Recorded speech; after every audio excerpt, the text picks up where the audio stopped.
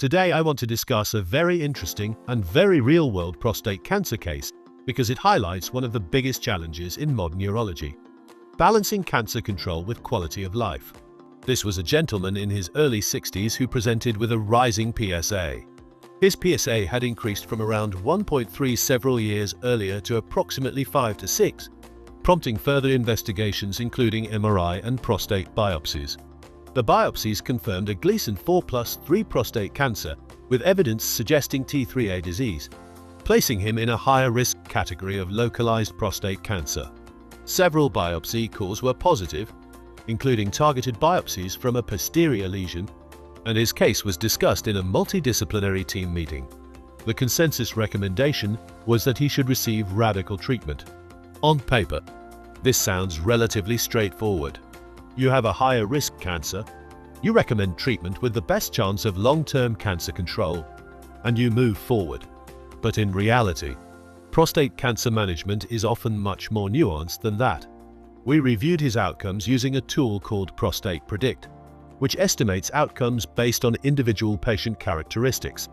In his case, radical treatment appeared to offer a meaningful survival benefit over conservative management, improving long-term prostate cancer-specific survival.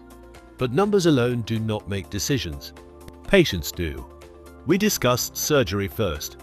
Radical prostatectomy is a well-established treatment and has the advantage of removing the prostate completely. It also gives very accurate pathological information afterwards and makes PSA monitoring relatively straightforward because PSA should fall to undetectable levels. If recurrence develops, it can often be identified early and salvage treatments can still be delivered. However, surgery is invasive and comes with recognized risks including bleeding, infection, and potential operative complications. There are also important functional considerations. Urinary leakage can persist in a proportion of patients and erectile dysfunction can be significant, particularly in higher risk disease where wider excision may be required. In addition, for some higher risk patients, surgery may only represent one part of treatment because radiotherapy may still be required afterwards. We then discussed radiotherapy.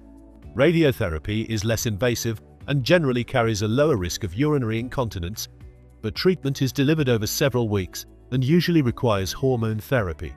Hormone treatment can itself produce important side effects including hot flushes, fatigue, weight gain, mood changes, and loss of bone density. There is also the challenge that if disease recurs after radiotherapy, subsequent local treatment options can become more difficult. Now this is where the case became particularly interesting.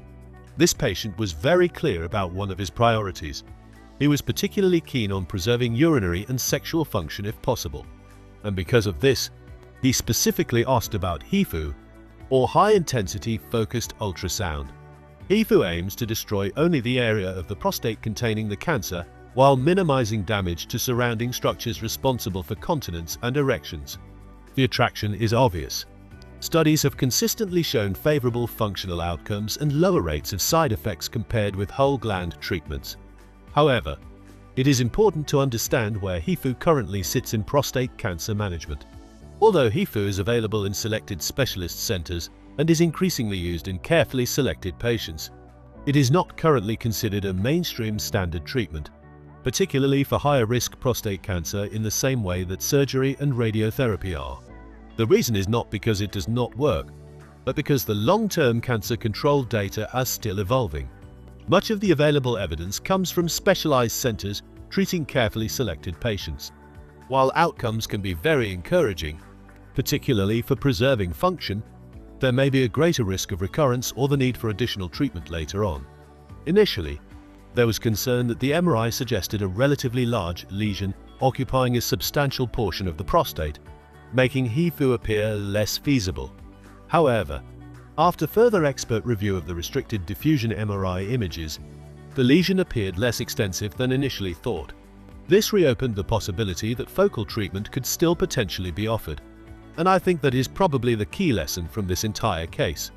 Modern prostate cancer management is no longer simply about choosing the treatment with the highest cancer control rate.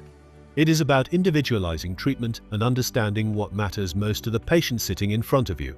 Two patients with identical PSA levels, MRI scans and biopsy results may make completely different decisions, and both choices may be entirely appropriate.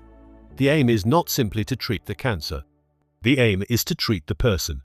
Let me know in the comments how you would approach this case. Would you prioritize maximum cancer control with surgery or radiotherapy? Or would preserving function make you consider focal approaches such as HIFU in selected patients?